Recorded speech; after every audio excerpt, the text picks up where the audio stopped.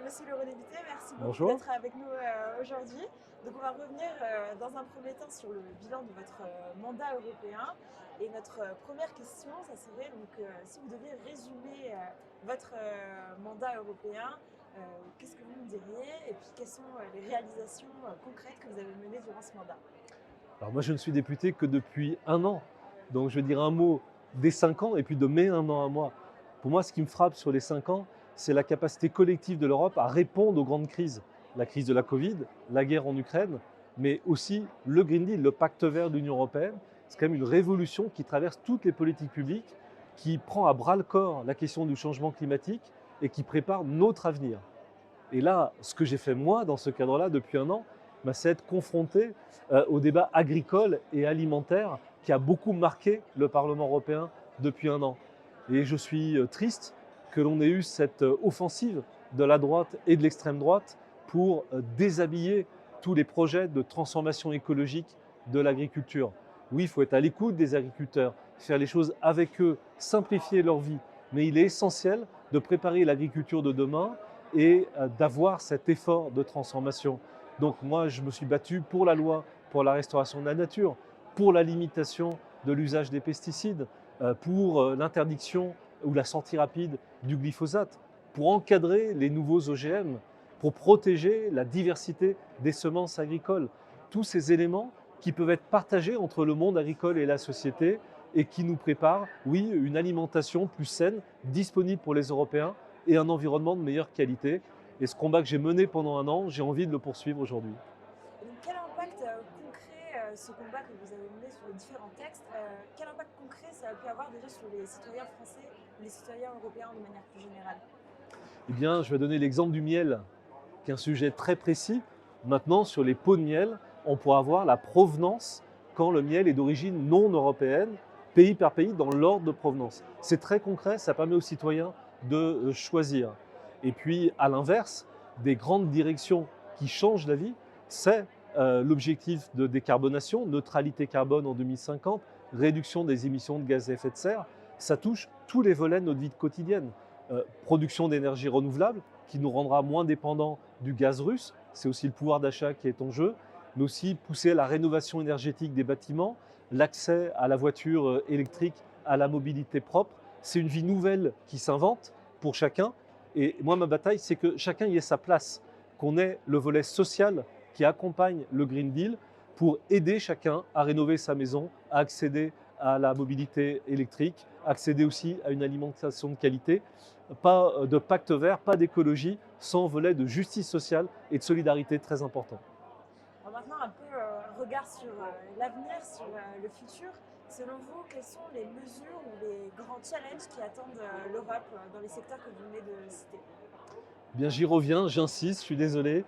Réussir le Green Deal dans la solidarité, accompagner chaque femme, chaque homme dans sa vie quotidienne pour affronter cette transformation écologique, affronter les enjeux du changement climatique, de l'adaptation au changement climatique. En France, c'est 12 millions de maisons qui sont menacées par la déformation des sols argileux qui fissurent les fondations. Eh bien oui, il faut les accompagner, il faut intervenir là-dessus. Et puis, si je sors un peu du Green Deal, moi je suis très attaché à deux sujets qui sont trop orphelins dans le débat public européen. D'abord, la priorité européenne pour l'Afrique, parce que nous avons une relation d'interdépendance, nos destins sont communs et il faut vraiment aider le développement de l'Afrique en partant des besoins et des projets construits par les populations africaines. Et puis la mer, l'océan, qui est essentiel pour le climat, qui est essentiel pour notre indépendance en matière de production d'énergie renouvelable. C'est aussi notre alimentation, la biodiversité, c'est aussi la qualité du tourisme côtier, du développement des territoires côtiers et des îles dans l'Union européenne, et notamment des régions ultramarines. Donc la dimension maritime de l'Union européenne, il faut la redécouvrir, elle est essentielle pour notre avenir. Quel est votre point de vue, selon vous, pour rapprocher l'Europe des citoyens français? La première chose, c'est de dire aux gens la vérité. Arrêter de faire porter à Bruxelles la responsabilité de tous les problèmes. Ce sont des ministres français ou des députés français qui, avec les autres, décident à Bruxelles. Donc faire la pédagogie de l'Europe qui n'est pas plus compliquée que son intercommunalité ou que le fonctionnement des institutions françaises. Et puis la deuxième chose, c'est d'arrêter de dire que l'Europe n'intéresse pas les Français. C'est faux. Ils ont voté à plus de 51% lors des dernières élections et aujourd'hui, peut-être que nous aurons 55 à 60% de participation, ce qui en ferait une des élections où on vote le plus en France. Donc soyons à la hauteur des enjeux. Parlons de la guerre et de la paix, parlons du changement climatique, parlons de l'alimentation, de l'énergie, de la santé, des questions qui sont au cœur de la vie quotidienne des habitants et disons ce que l'on peut faire au niveau local, national et européen. Montrons la contribution que l'Europe peut apporter à des enjeux de vie quotidienne de chaque Français et de chaque Française. Nous avons vu aussi que dans les récents sondages, le RN est assez haut, donc les sondages en vue des votes des élections européennes. Selon vous, quelle serait la conséquence d'une augmentation du poids de l'extrême droite au Parlement européen durant la prochaine mandature? D'abord, le Rassemblement national ne nie jamais rien sur rien. On ne sait pas ce qu'ils pensent, ce qu'ils veulent. Ils fuient leurs responsabilités. Ils refusent d'assumer les votes qu'ils ont faits ici. Par exemple, le vote pour la politique agricole commune qu'ils dénoncent aujourd'hui. Donc il faut mettre à jour ces incohérences.